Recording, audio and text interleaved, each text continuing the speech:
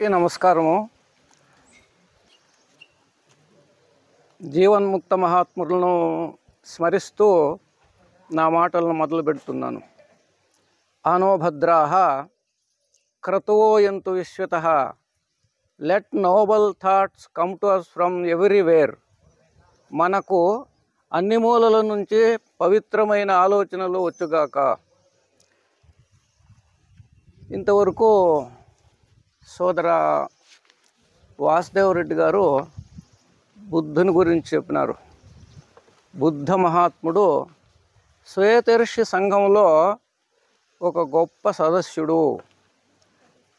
ఆ శ్వేతర్షి సంఘంలో అనేక సదస్సులు ఉన్నారు. మైత్రేయ మహర్షి,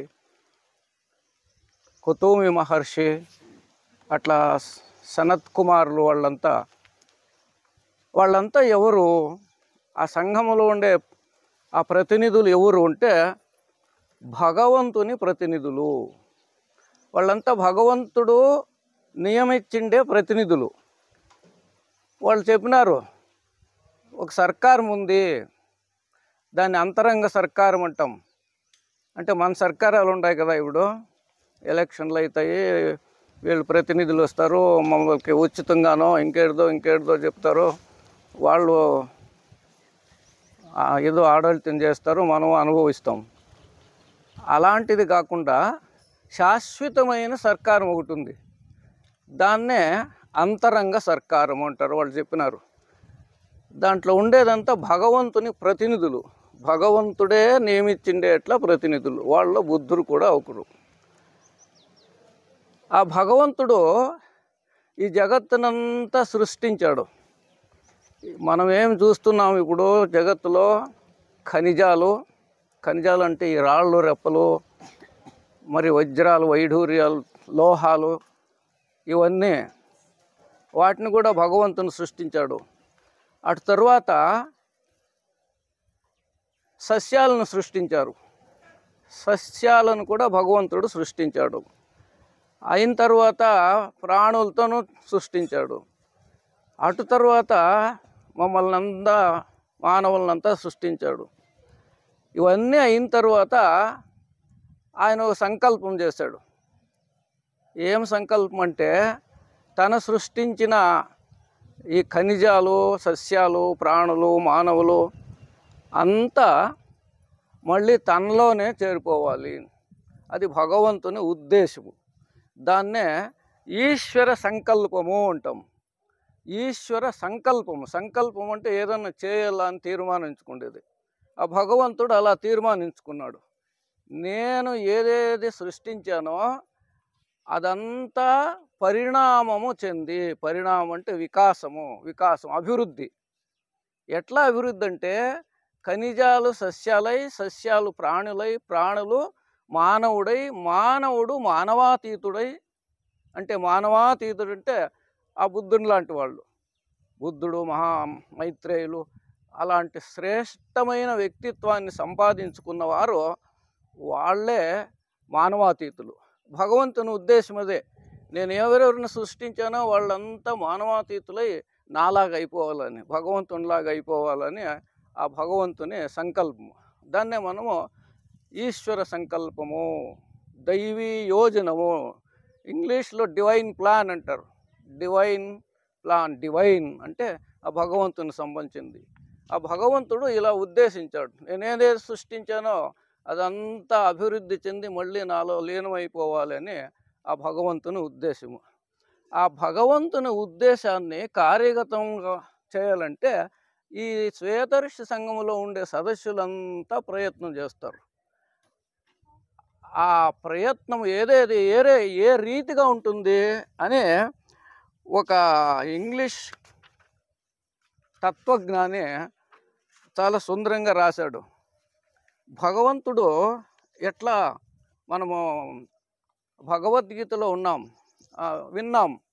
ఏంటంటే అర్జునుడితో చెప్తాడు శ్రీకృష్ణ పరమాత్ముడు, నేను సదా కార్యతత్పరుడై ఉంటాను, ఒక క్షణం కూడా ఊరికే ఉండను, సృష్టిస్తుంటాను, పోషణ చేస్తూ ఉంటాను, లయం చేస్తూ ఉంటాను, అన్ని కార్యాలను సదా నా యోజనంలో నడుస్తూ ఉంటాయని భగవద్గీతలో శ్రీకృష్ణ పరమాత్ముడు అర్జునునికి చెప్పినట్లు భగవద్గీతలో రాయబడింది. అలాంటి విషయాన్నే ఈ ఇంగ్లీష్ తత్వజ్ఞాని ఇలా చెప్తున్నాడు. God is ever at work. భగవంతుడు ఎప్పుడు కార్యతత్పరుడై ఉంటాడు. Sending to the man kind all his guides and profits. భగవంతుడు ఏం చేస్తాడంటే మమ్మల్ని అందరినీ సరిదిద్దడానికి అతడే సృష్టించిన గురువులను, మత సంబంధమైన వ్యక్తులను, మతాన్ని బోధించేట్ల బోధకులను మన తట్టు పంపిస్తుంటాడు. జగత్తట్టు భగవంతుని పని అదే. The work in religion. వాళ్ళంతా ఏం చేస్తారంటే మత సంబంధమైన విషయాలను చూసుకుంటారు. ఫిలాసఫీ, తత్వజ్ఞాన విషయాలనంతా మమ్మల్ని బోధిస్తారు. తత్వజ్ఞానము, తత్ అంటే భగవంతుడు, భగవంతునికి సంబంధించిన జ్ఞానము. ఆ జ్ఞానాన్నంతా మనకు వాళ్ళు బోధిస్తారు. అంతేకాదు సైన్స్, విజ్ఞానాన్ని కూడా బోధిస్తారు. మనం ఇంతవరకు ఎక్కడి వరకు వచ్చినామంటే విమానాల్లో పరాడతాము, సరే ఇంకేదేదో అన్ని ఉపాయాలు వచ్చినాయి, మనకి అన్ని అనుకూలాలు వచ్చినాయి. అదంతా భగవంతుని యోజననే ఉంది. ఆ సైంటిస్టులంతా భగవంతుని నుంచి సృష్టింపబడిన వారే అని ఆ కవి అంటున్నాడు. మరి ఆర్ట్ ఏది, కళ అంటాం కదా, సౌందర్యాన్ని గురించి ఉండేది, అదంతా భగవంతుడు తన బోధకుల మూలకంగా జగత్తులో సృష్టిస్తున్నాడు. ఎవరెవరికి వాళ్ళు ఆ బోధకులు వస్తున్నారంటే ఎవరి రేస్ అంటే ప్రతి జనాంగానికి, జనాంగం అంటే మనమంతా హిందూ జనాంగం అంటాం మనం. అలాగే క్రైస్తవ జనాంగం ఉంది, బౌద్ధ జనాంగం ఉంది, క్రైస్తవ జనాంగం ఉంది. వాళ్ళకి కావలసిన అనుకూలాలకు సంబంధపడిన అలాంటి బోధకులతో భగవంతుడు సృష్టి చేసి పంపుతున్నాడు జగత్తుకు. మరి moulding by God to contribute the world a divine contribution which we call culture of a race. దాన్ని మనం ఏమంటామంటే ప్రతి జనాంగానికి సంబంధించిన సంస్కృతి, ప్రతి జనాంగానికి ఎలాంటి సంస్కృతి కావాలో ఆ బోధకులు, భగవంతుని నుంచి నియమింపబడిన బోధకులు మమ్మల్ని బోధిస్తున్నారు. ఇప్పుడు there is no favourite nation in God's plan.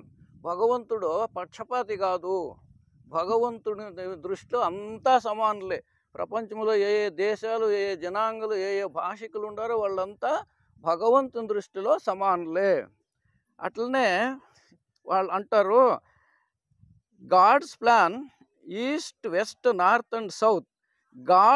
God's plan is at work in every race through every religion అని చెప్పినారు. ఇక్కడ ఆ కవి తత్వజ్ఞానం అంటాడు, అందరికి కావలసిన బోధనలు భగవంతుడు వేరు గురువులను పంపి బోధించబడుతుంది, వాళ్ళంతా బోధిస్తున్నారు మనకు అని. ఒక కవి ఆ విషయంగా, ఒక అమెరికన్ కవి లోవెల్ అని ఆయన ఆ భగవంతుని యోజనాన్ని ఒక పద్యంలో రాస్తాడు.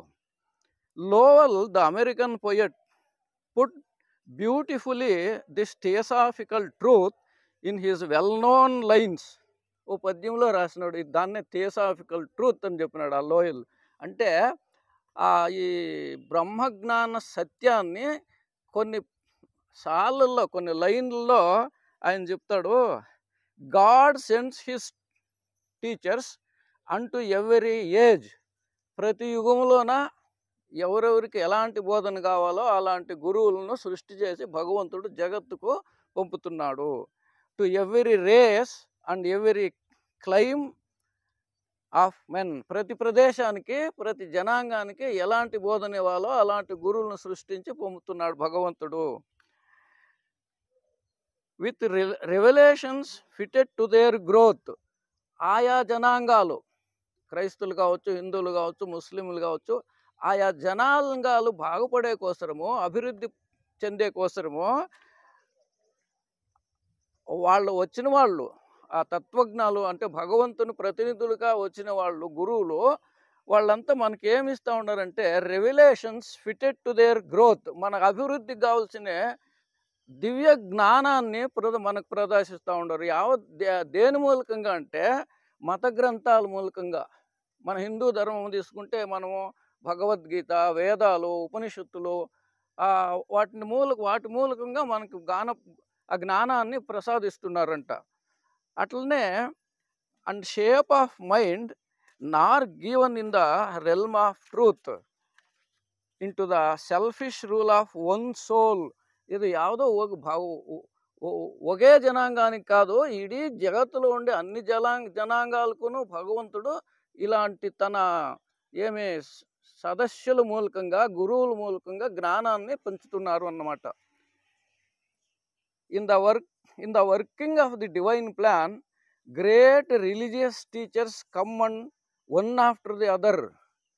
ఈ డివైన్ ప్లాన్, ఈ భగవంతుని యోజన ఉంది కదా, ఈశ్వర సంకల్పము, ఆ ఈశ్వర సంకల్పాన్ని నెరవేరించే కోసరము, అంటే మానవుల అభివృద్ధి కోసరము టీచర్స్ వస్తున్నారు, పోతున్నారు. అంటే జ్ఞాన బోధకులు వస్తున్నారు. వాళ్ళు ఎవరంటే ఇక్కడ చెప్తారు, క్రైస్ట్ అండ్ కృష్ణ. మనకందరికీ తెలుసు, భగవద్గీతలో కృష్ణ భగవానుడు వచ్చి అర్జునుని మూలక జగత్తుకంతా ఆ జ్ఞానబోధన ఇచ్చాడు. అట్లనే Christ, Krishna and Buddha, Zoroaster, Moses and Muhammad revealed to us the mysteries of God. ఈ భగవంతుని రహస్యం ఏముంది, భగవంతుని సృష్టి రహస్యము, ఆ సృష్టి రహస్యాన్నంతా, అంటే తన ఈ సంకల్పాన్నంతా వేరు మతాల్లో వేరు గ్రంథాల మూలకంగా జగత్తుకి పంచిపెడుతున్నారు అన్నమాట. ఇదంతా ఎవరు చేస్తున్నారంటే భగవంతుడే సృష్టించిన ఒక సంస్థ ఉంది, దాన్ని శ్వేతర్షి సంఘం అంటాము. ఆ శ్వేతర్షి సంఘంలో ఉండే ప్రతినిధులు గురువుల మూలకంగా, బోధకుల మూలకంగా జగత్తుకంతా ఈ భగవంతుని జ్ఞానాన్ని పంచుతున్నారు అని ఆ కవి బాగా ఇంగ్లీష్లో రాస్తారు. ఇట్లా భగవంతుని ప్రణాళిక, అంటే భగవంతుని యోజనము, ఈశ్వర సంకల్పాన్ని ఈ మానవులకంతా ఇచ్చే కోసము అనేక ఆచార్యులు మనం ఇప్పుడు తెలుసుకున్నాం కదా, క్రైస్త, కృష్ణ, బుద్ధ, జొరాస్టర్, వీళ్ళంతా వాళ్ళే ఆచార్యులు ఉంటారు ఇక్కడ. ఇలాంటి జగత్తులో మనము అనేక మతాలు, 7 మతాలు ముఖ్యంగా థియోసాఫికల్ సొసైటీలో చెప్పినారు. ఆ 7 మతాల్లోనూ 7 మతాల్లో ఉండే జనాంగాలకంతా జ్ఞానబోధ చేసేకి భగవంతుని మూలకంగా అనేక గురువులు బోధనలు చేస్తున్నారు అన్నమాట. ఇక ఈ 7 మతాల్లో సనాతనమైంది అంటే మొదటిది ఏదంటే మన హిందూ మతము. ఈ హిందూ మతానికి మూల పురుషుడు మనువు. ఈ మనువు యొక్క సంతానమే మానవులు, మనం హిందువులు. ఈ సనాతన ధర్మమైన హిందూ మతము ప్రారంభంలో వచ్చింది. ఇది హిందూ మతము, దానికంతా బోధనలు ఇచ్చారు మనువు వాళ్ళంతా. అయితే ముందు ఏమైంది, అది హిందూ మతం ఏమైంది ముందంటే మూఢనమ్మకాలు, యజ్ఞయాగాలు దాంట్లో చిక్కుకుపోయింది. పురోహిత వర్గము స్వార్థంతో హిందూ మత సంప్రదాయాన్ని వాళ్ళ స్వార్థానికి ఉపయోగించుకునేదానికి ప్రారంభించారు. అందుకే ఏమైందంటే మూఢనమ్మకాల పుట్ట అంటారు, మూఢనమ్మకాలు హెచ్చుగా వచ్చేసాయి హిందూ ధర్మంలో. యజ్ఞయాగాదులు, బలులు అవన్నీ వచ్చేసాయి. ఆ దేవుడు అంటే బలి వల్ల ప్రాణులు బలి అవన్నీ వచ్చేసాయి. అప్పుడేమైందంటే జగత్తుకు తెలిసింది హిందూ మతంలో ఏదో తప్పులు జరుగుతూ ఉన్నాయని. అప్పుడు శ్వేతర్షి సంఘం వాళ్ళు దీనికి ఏం చేయాలా అని అప్పుడేనే బుద్ధుడు పుట్టింది, గౌతముడు పుట్టి బౌద్ధ ధర్మాన్ని బోధన చేసింది. ఈ హిందూ ధర్మంలోని ఈ మౌఢ్యాన్ని, మూఢనమ్మకాలని పోగొట్టే కోసమే బౌద్ధ ధర్మం పుట్టుకునింది. ఆ బౌద్ధ ధర్మంలో జొత్తలోనే జైన ధర్మం పుట్టుకొచ్చింది. ఆ జైన ధర్మంలో ఏమైందంటే హిందూ ధర్మంలో యజ్ఞయాగాల్లో బలులు, ప్రాణి బలి, హింస అంతా నడిచేదాన్ని అడ్డగించే కోసరము, నిలిపే కోసరము జైన ధర్మం వచ్చింది. వాళ్ళు ఎంత అహింసాతత్వాన్ని పాలన చేయాలని బోధన చేశారంటే మాట్లాడేదోడు కూడా బట్ట కట్టుకోవాలా, నోట్లో ఏదన్నా పోతే, దోమలో గేములో పోతే, చచ్చిపోతే అది మహాపాపము. అది ఎంతో కష్టమైపోయింది. అది దాన్ని ఆచరణ చేసే కష్టమైపోయింది. అప్పుడు వచ్చిందే బౌద్ధ ధర్మము. బౌద్ధుడు ఏం బోధించాడంటే మధ్యమ మార్గాన్ని బోధించాడు. ఇది కాదు జైన ధర్మాన్ని పాలన చేసే కష్టమప్ప, వాళ్ళు ఎక్కువగా నియమాలు ఉండేవాళ్ళు, ఆ నియమాలన్నీ పాలన చేసే కాదు అని బౌద్ధ ధర్మం వచ్చింది. అదే జైన ధర్మము మంచిదే, అహింసా తత్వము. వాళ్ళు చెప్తారు అహింస, సత్యమస్తేయ, బ్రహ్మచర్య, అపరిగ్రహ అని ఆ జైన ధర్మ తత్వాలు. అహింస, పూర్తి హింసను మానేయాలా, అహింస, సత్యంగా పాలన చేయాల. ఎంతవరకు విన్నాం, సత్యంగానే నడుచుకోవాలా. అహింస, సత్యం, అస్తేయ. అస్తేయ అంటే దొంగలించకూడదు ఏది, అస్తేయ. బ్రహ్మచర్య, శ్రేష్టమైన జీవనం చేయాలి. దాని జొతికి అపరిగ్రహ. అపరిగ్రహ అంటే కూడబెట్టుకునేది, ఏది అంతా నాకే కావాలా అని, అది ఉండకూడదు. ఈ పంచతత్వాలను పాలన చేయాలని. అయితే బౌద్ధులు అదేది పాటించక వాళ్ళ సిద్ధాంతాలు మాత్రం వాళ్ళు రెండు భాగాలు అయిపోయినారు. రెండు శ్వేతాంబరులు, దిగంబరులు. వాళ్ళు అట్లా అయిపోతే దాన్ని సరిసేయడానికి వచ్చిందే బౌద్ధ ధర్మం. బుద్ధుడు మధ్యమ మార్గాన్ని బోధించాడు. అక్కడ ఏమైందంటే అక్కడ కూడా అహింస ఉంది. ఈ 5 తత్వాలు పాలన చేయాలని అహింస, పంచతత్వాలని, పంచశీలాలని. అయితే వాళ్ళు అంతా మాంసాహారులే. ఇప్పుడు కూడా బౌద్ధులంతా మాంసాహారులు. బౌద్ధులు మాంసాహారం. వాళ్ళు ఏమంటే ఫస్ట్ అహింస అంటే ఏ ప్రాణిని వధించకూడదు అని ఉంది. అయితే మాంసం మాత్రం సేవన చేస్తారు. ఇది ఎట్లా అంటే అది అర్థం కాదు మనకు. నేను ఒకసారి వాళ్ళతో చర్చ చేశాను బెంగళూరులో పోయి. మహాబోధి ఉంది అక్కడ, వాళ్ళ బౌద్ధ గురువుల దగ్గర గంట పొద్దు వాదన అయింది నాకు ఆయనకి. వాళ్ళ కడసారికి ఆయన ఏమంటాడంటే వాళ్ళ కర్మసార్, దాన్ని ఎందుకు తలకేసుకుంటారు, వదిలేయండి అన్న. అట్లా వాళ్ళు కూడా అహింసా తత్వాన్ని బుద్ధుడు అహింసా చక్రవర్తి అనిపించుకున్నాడు. బుద్ధుడు అహింసా చక్రవర్తి, అహింసను బోధించింది చక్రవర్తి. అలాంటి బౌద్ధులు హింసా మార్గంలోనే నడుస్తున్నాయి ఇప్పుడు కూడాను. అది కూడా ఉపయోగం కాలేదు దేవుని దృష్టిలో. జైన మతం వాళ్ళు అట్లయిపోయారు, బౌద్ధులు పాటించలేకపోయారు. అటు తరువాత వచ్చిందే జొరాస్ట్రియన్. పర్షియాలో జొరాస్ట్రియన్ ఒక మతం వచ్చింది. వాళ్ళు ఏం చెప్తారంటే అగ్నిని పూజించాలి. అంటే మనలో కూడా ఉంది అగ్ని దైవ పురోహితుడు అంటాం అగ్నిని. కాబట్టి అగ్నిని పూజించాలా అని వాళ్ళు చెప్తారు. అయితే వాళ్ళు కూడా జొరాస్ట్రియన్స్ వ్యాపారీ దృష్టితో వాళ్ళు ఆ జొరాస్ట్రు చెప్పిన ಯಾವ బోధనలు చేయలేదు. వాళ్ళు పెద్ద వ్యాపారస్తులు అయిపోయినారు, స్వార్థపరులు అయిపోయినారు. అటు తరువాత క్రైస్త ధర్మం వచ్చింది. క్రైస్త ధర్మం యేసుక్రీస్తు ఏమని బోధించాడంటే తన శిష్యులకి పాలని అంతా వస్తారు వాళ్ళు. చూడప్పా, ఒక దినానికి అర్ధ దినము జ్ఞానబోధ చేయాలి పల్లికి పోయి, ఇంకా అర్ధ దినము ఆ పల్లి రైతులతో పాటు మీరు కూడా కర్తవ్యాన్ని నిర్వహించాలని యేసుక్రీస్తు బోధన తన శిష్యులకంతా. ప్రారంభంలో అలా జరిగింది.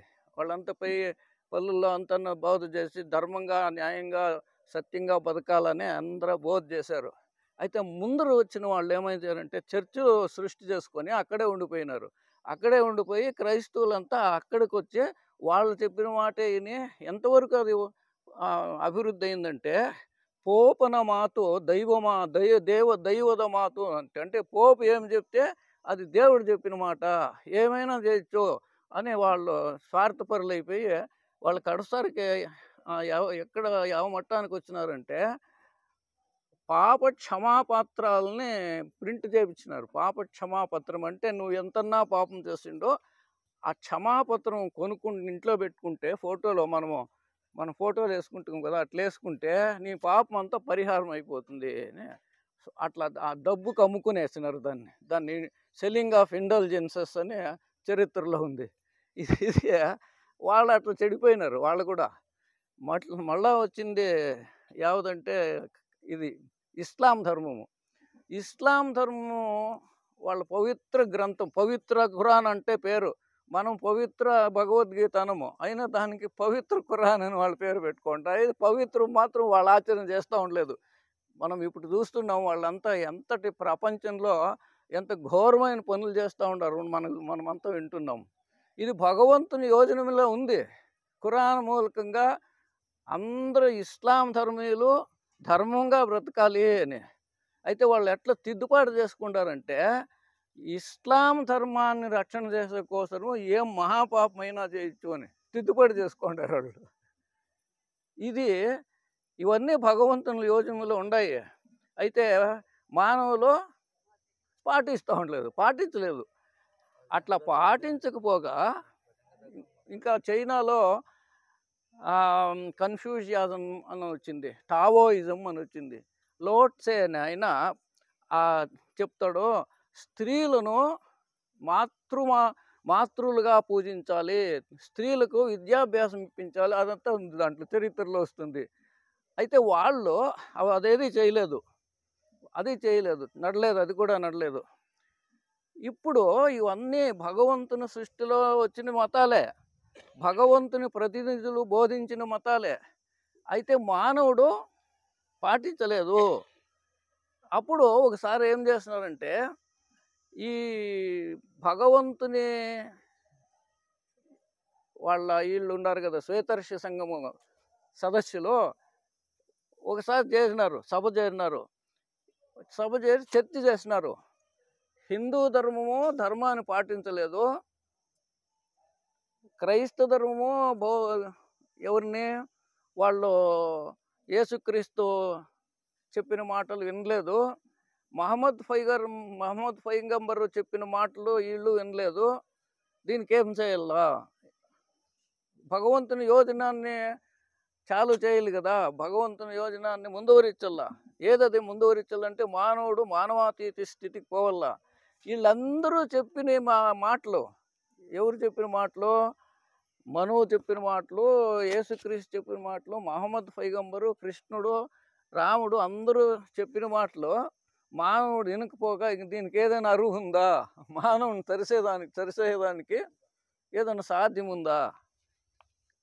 కాదు అనిపిస్తుంది మనకి కదా, మనకు కాదు అనిపిస్తుంది. ఇదంతా చెప్పుకుంటూనే ఉన్నాము, ఎన్నో భగవద్గీతలు చెప్తున్నాము, అంతా చెప్తున్నాము. అయితే ఇది గుండప్ప గారు దీన్ని బాగా చెప్తారు. డివి గుండప్ప గారు దాని విషయంగా మానవుడు వాళ్ళంతా వచ్చినారు. ఎవరు? బుద్ధుడు, మహావీర, కృష్ణుడు, వీళ్ళంతా వచ్చి బోధనలు చేసినారు. అయితే ఆ బోధనలు మానవుడు పట్టించుకుంటూ ఉండలేదు. అందుకే వాళ్ళు చెప్తారు, లోకవను తిద్దలికే ಹೊರಟು ಗೆದ್ದವರಾರು. లోకాన్ని తిద్దేకి ప్రయత్నం చేసి ఎవరన్నా గెలిచిండరా? ఎవరన్నా బుద్ధుడేమన్నా గెలిచినా, మహావీరుడు గెలిచినా, క్రైస్తవేమన్నా గెలిచినాడా? అంటే మనం యావ మట్టానికి వస్తూ ఉన్నాము, మానవులు అంటే ఇంకా దిగుబడిపోతూ ఉండారని. కొంచెం వాళ్ళకి కావాల్సింటది, వాళ్ళకి కావాల్సింటే అడుగుతారు, నువ్వు కూర్చో.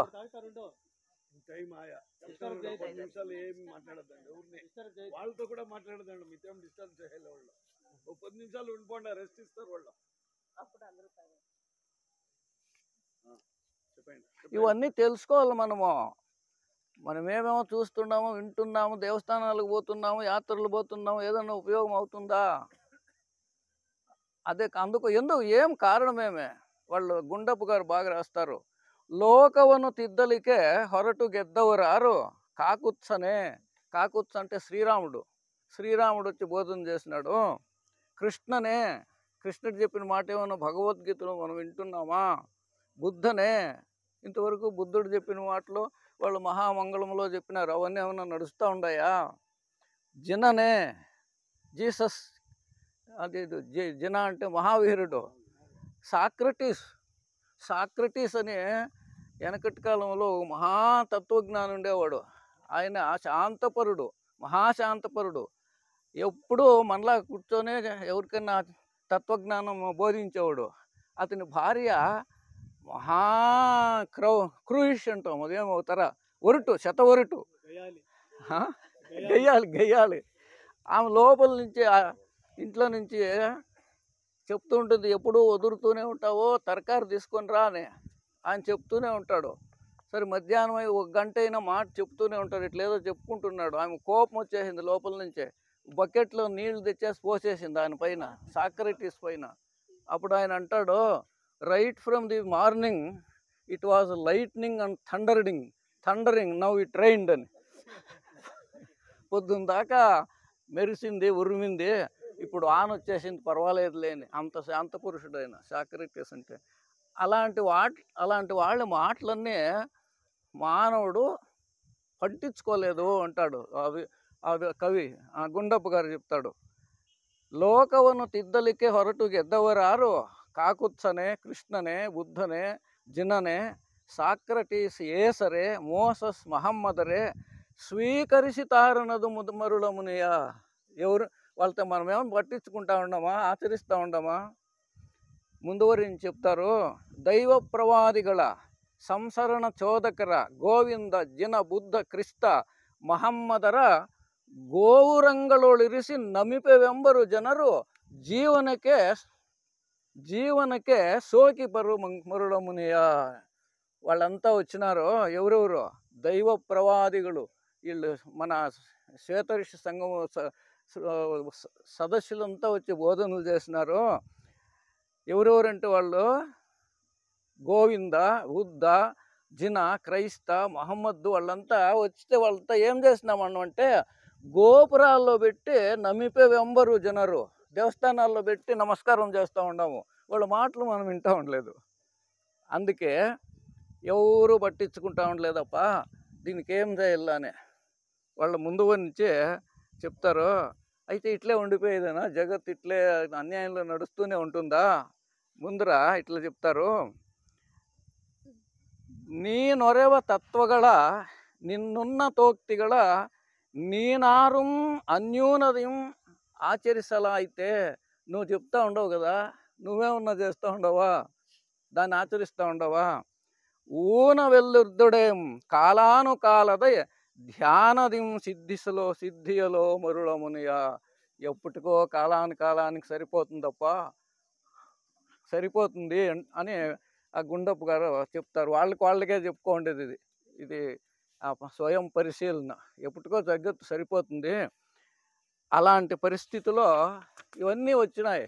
హిందూ ధర్మము, జైన ధర్మము, బౌద్ధ ధర్మము, క్రైస్తవ ధర్మము, ఇవన్నీ వచ్చి ఏమి ఉపయోగం కాకపోతే ఏదో కొంచెం ఉపయోగం అయి ఉండొచ్చు. అయితే మామూలుగా భగవంతుడు ఇష్టపడినంత అభివృద్ధికి రాలేదు.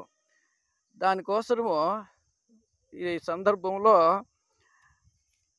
ఈ శ్వేతఋషి సంఘం ఉంది కదా, శ్వేతఋషి సంఘము, ఈ శ్వేతఋషి సంఘం నుంచినే ఈ మతాలన్నీ వచ్చింది, బోధనలు జరిగింది, భగవద్గీత వచ్చింది, రామాయణం వచ్చింది, మహాభారతం వచ్చింది, ఖురాన్ వచ్చింది. అవన్నీ ఆ శ్వేతఋషి సంఘం వాళ్ళ మూలకంగానే. అయితే ఉపయోగము తక్కువ. మానవుడు మానవాతీత స్థితికి పోయేకి భగవంతుడు ఇష్టపడినంత అభివృద్ధి కాలేదు మానవుడు. దానికోసము ఈ సదస్సులంతా ఉండరు కదా భగవంతుని ప్రతినిధులు, వాళ్ళు ఒక ఇది చేసినారు సభ. ఆ సభలో దీనికి ఏదైనా ముందు దోవుందా, ఇంకేదైనా మతాన్ని స్థాపించేకి సాధ్యమవుతుందా అని విచారణ చేస్తే ఈ మతాలని ధిక్కరించే పని లేదు. ఈ మతాల్లో మంచి తత్వాలు ఉన్నాయి. ఇస్లాం ధర్మంలో, ఖురాన్లో ధర్మరక్షణ చేయమని చెప్పింది, వాళ్ళు తప్పుగా ఉపయోగించుకుంటారు. ఇస్లాం ధర్మం రక్షణ అంతేగాని ఖురాన్లో ఉండేది శ్రేష్టమైన విషయమే, భగవద్గీతలో ఉండేది శ్రేష్టమైన విషయమే, అన్ని మత గ్రంథాల్లో ఉండేది మత సిద్ధాంతాలు మంచివే. ఆ సిద్ధాంతాలన్నీ మంచి విషయాలను తీసుకొని ఒక సంఘము, ఒక సంస్థను ప్రారంభం చేయాలని యోచన చేస్తున్నారు వాళ్ళు.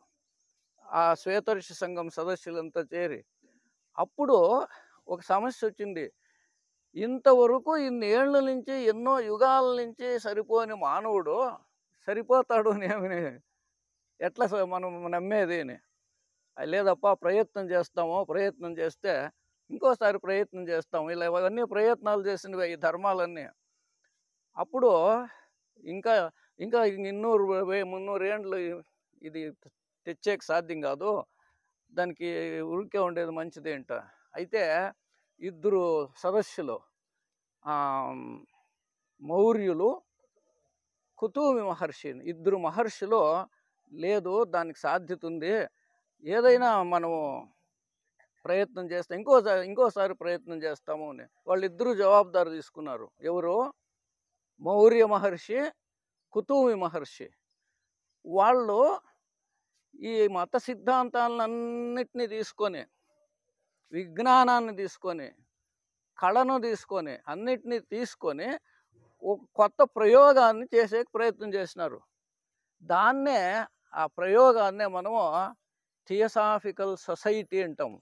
థియాసఫీ ఉంది, థియాసఫీ అంటే తత్వశాస్త్రం ఉంది, తత్వజ్ఞానం ఉంది, మొదల నుంచి ఉంది. సంస్థ మాత్రము పుట్టింది 130-40 ఏండ్ల వెనక. ఆ విజ్ఞానం ఉంది, తత్వజ్ఞానం ఉంది. మేడం బ్లవెట్స్కీ గారు సీక్రెట్ డాక్ట్రిన్లో చెప్తారు, థియాసఫీ అంటే ఏమంటే, theosophy is the synthesis of religion, philosophy and science అని. థియాసఫీ అంటే తత్వశాస్త్రము, విజ్ఞానము,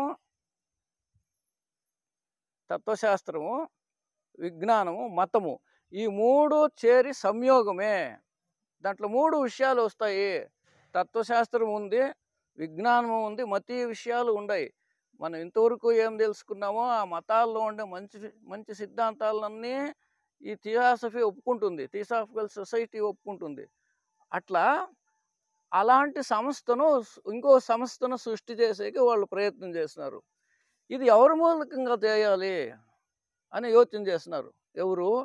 ఆ మహర్షులు ఇద్దరు, మౌర్య మహర్షి, కుతుమి మహర్షి. వాళ్ళకి దొరికిన 2 వ్యక్తులంటే రష్యాలో పుట్టిన హెలెనా పెట్రోవ్నా బ్లవెట్స్కీని, మనం మామూలుగా బ్లవెట్స్కీ అంటాం. ఆ బ్లవెట్స్కీ గారు, ఇంకోరు అమెరికాలో కర్నల్ ఆల్కాట్ అని. వీళ్ళిద్దరూ మంచి సాధనలు చేసినారు. మంచి సాధన అంటే ఎన్నో జన్మాల నుంచి శ్రేష్టమైన పనులు చేస్తూ, శ్రేష్టమైన కర్తవ్యాలు చేస్తూ, సత్యాన్ని పాలిస్తూ ఎన్నో జన్మాల నుంచి సాధన చేసుకుంటూ వస్తూ వీళ్ళిద్దరూ చిక్కినారు. వీళ్ళిద్దరైతే ఈ సంస్థను సృష్టి చేసి దాన్ని బాగా చలావణలోకి తెస్తారు అని.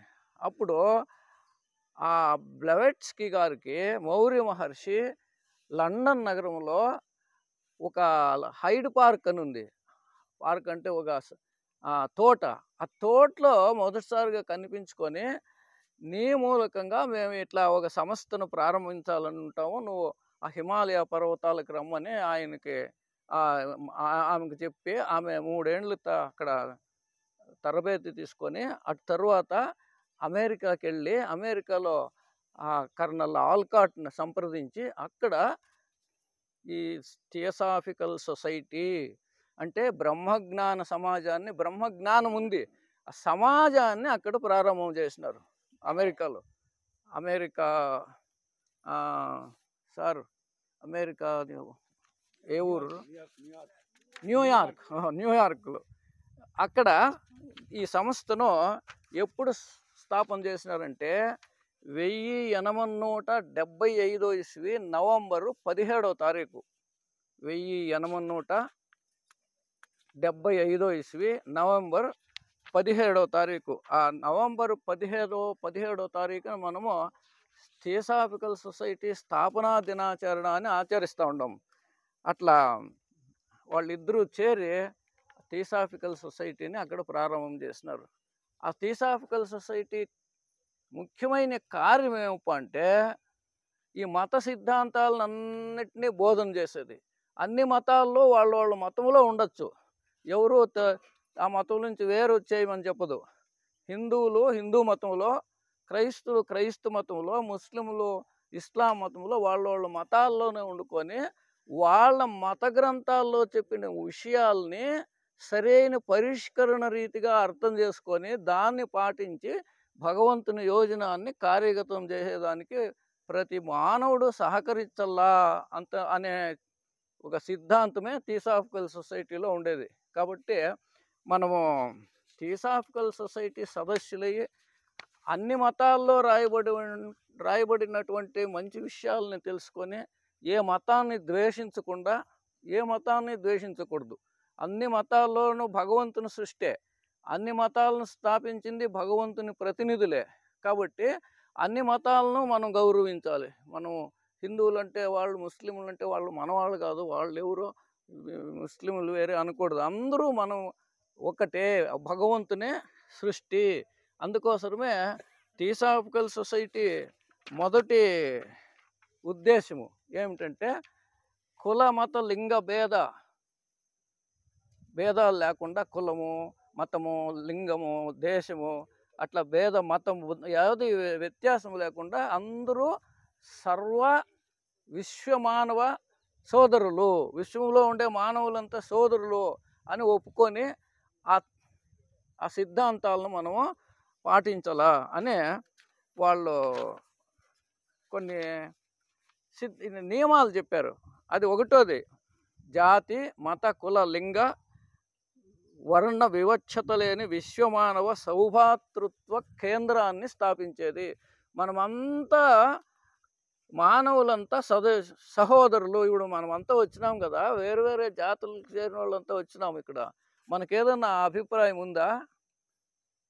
నేను స్కూల్కి పోయేటప్పుడు బట్లపల్లి స్కూల్లో, బట్లపల్లి కాదు ఇక్కడ కోనుకుంట్లలో మేము టిఫిన్ క్యారియర్లు ఎత్తుకొస్తే కాబోళ్ళంతా ఒకసారి పెట్టుకునేవాళ్ళు, వర్తకులంతా ఒక కిటికీలో పెట్టుకునేవాళ్ళు, నేను వేరే తవ్వ పెట్టుకునేవాళ్ళు.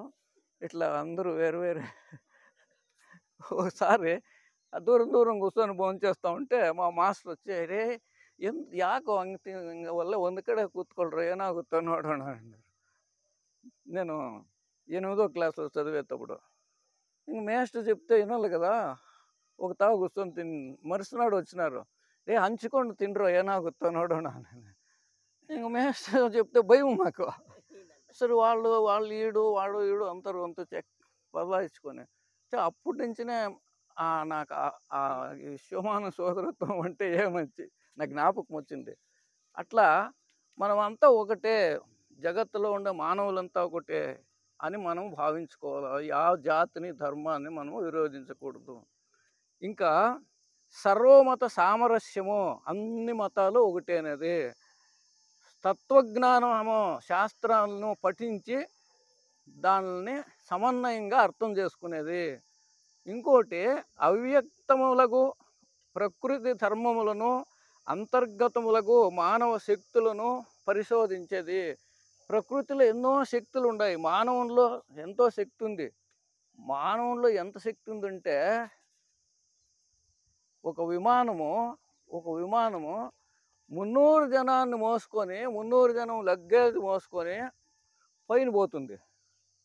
దాన్ని సృష్టించే అంత శక్తి ఉంది మానవునికి. అంటే భగవంతుడు ఏం సృష్టిస్తాడో వాటిని అన్నిటినీ మానవుడు సృష్టించేంత సామర్థ్యం మానవుడిలో ఉంది. దాన్ని గుర్తించేది మనకు రావాలి. అంతే, ప్రతి మానవుల్లోన భగవంతుని శక్తి ఉంది అని మనం గుర్తించేది నేర్చుకోవాలి. ఇంకా అంతేకాకుండా 3 మహాసత్యాలను చెప్పినారు దీంట్లో థియోసాఫికల్ సొసైటీ థియాసఫీ వాంగ్మయంలో. ఏమిటంటే మానవుని ఆత్మ అమరము. మనలో ఒక శక్తి ఉంది, భగవంతుని శక్తి, భగవంతుని ఇచ్చిండే చైతన్యము, దాన్ని ఆత్మ అంటాము. అది ఎప్పటికీ ఉంటుంది. ఈ శరీరం పోతుంది, ఆత్మ మాత్రం ఉంటుంది, అది శాశ్వతము. దాని భవిష్యత్తు యొక్క అభివృద్ధి మరియు భవ్యతకు అంతు లేదు. ఆ ఆత్మ ఎంతవరకు పెరగచ్చప్ప, అభివృద్ధి చెందొచ్చు అంటే భగవంతుడే అయిపోవచ్చు. అందుకోసమే శంకరాచార్యులు చెప్తారు, అహం బ్రహ్మాస్మి, నేనే బ్రహ్మను. ఎప్పుడు నేనే బ్రహ్మను? ఆ భగవంతుని యోజనాన్ని అర్థం చేసుకొని, ఈ విశ్వ సృష్టిని అర్థం చేసుకొని, మానవులంతా ఒకటే, మానవుల్లో ఉండే ఆత్మ చైతన్యము నాలో ఉండేది అంతా ఒకటే, భగవంతుని శక్తి అంటే మనం అర్థం చేసుకుంటే అప్పుడు మానవుడు ఎంతవరకైనా పెరగచ్చు, భగవంతుని మట్టానికి పెరగచ్చు. ఇక రెండవది మనకు చేతనాన్ని ప్రసాదించిన తత్వము మన లోపల బయట అవినాశిగా ఉన్నది. మనకు శక్తి ఇచ్చిండే భగవంతుడు అవతల ఉన్నాడు, మనలోనే ఉన్నాడు. మరి దాని సహాయము శాశ్వతము. భగవంతుని సహాయం మనకెప్పుడు శాశ్వతంగా ఉంటుంది. అది వినబడదు. అయితే భగవంతుని చైతన్యము మనకేదైనా వినపడుస్తుందా, కనబడుస్తుందా? అయితే ఆఘ్రాణింపబడదు. అంటే వాసన కూడా చూసే అంటే పంచ ఏమి ఇవి ఉన్నాయి, ఇవి మనం ఏమంటాము సెన్సెస్, వాటికి కనపడదు. అయితే దాన్ని కోరు వారికి గ్రాహ్యము. ఎవరైతే అర్థం చేస్తున్నాడో ఆ భగవంతుని చైతన్యం ఉంది, నాలో ఉండే చైతన్యము ఇతరుల్లో ఉండే చైతన్యము సమానమైన భగవంతుందే అంటే వాళ్ళకి మాత్రం గ్రహించే శక్తి వస్తుంది. చూసేకి దానికంత వినపడదు. అయితే మనం గ్రహించుకోవచ్చు భగవంతుని శక్తి ఉంది, అదంతా ఈ సృష్టిని కాపాడుతూ ఉంది. మనలో ఉండే శక్తి ఆ భగవంతుందే అని మనం అర్థం చేసుకోవచ్చు. ఇట్లా ఈ థియోసాఫికల్ సొసైటీని భగవంతుని ప్రతినిధులైన శ్వేతర్ష సంఘం వాళ్ళు సృష్టి చేసి అన్ని మతాల్లో ఉండేవి ఏం తప్పులు ఉన్నాయి వాటినంతా గుర్తించి, ఏది మంచి ఉంది వాటిని గుర్తించి, ఏది మంచి ఉందో వాటిని అంతా తీసుకొని మానవులంతా సోదరులుగా జీవనం చేసి ఆ భగవంతుని యోజనాన్ని మానవుడు మానవాతీత స్థితికి పెరగాలి అనే ఈ యోజనాన్ని కార్యగతం చేసేదానికి మనం అంత ప్రయత్నం చేయాలని కోరుకుంటూ ఇంతవరకు ఈ అవకాశాన్ని ఇచ్చిన నిర్దేశకులకు విన్నందుకు మీకు నమస్కరిస్తూ నా మాటలను వివరించుకుంటున్నాను.